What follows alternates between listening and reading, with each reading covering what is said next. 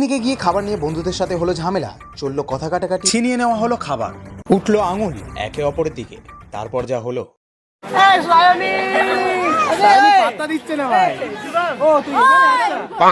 স্বাগত বন্ধুগণ। শীতের এক ছুটিতে আমার ছ্যাঁচড়া বন্ধুদের সাথে আমি বেরিয়ে পড়েছি জুতে বাঁদর দেখবো বলে।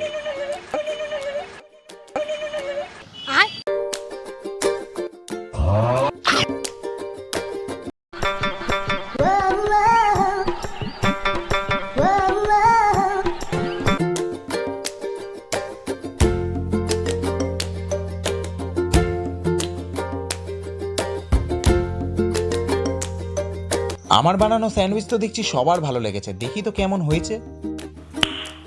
নাইস।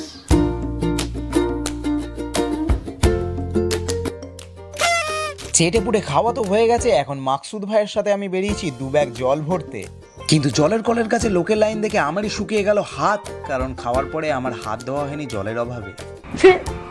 যাই হোক, হাত ধুয়ে তৃষ্ণা মিটিয়ে প্রায় গোটা চিড়িয়াখানা চষে নেওয়ার পরে বন্ধু বান্ধবদের সাথে চলেছি ভাল্লুকের খাঁচা। কিন্তু এদিকে যে দেখছি বিকেলবেলা স্ন্যাক্স খাওয়ার পরে ভাল্লুক মশাই নিজেই শীত ঘুম দিতে ব্যস্ত, তাই আর তাকে ডিস্টার্ব না করে আমরাও ঘুমাই যে যার বাড়ি গিয়ে, এমনিও সবাই ক্লান্ত।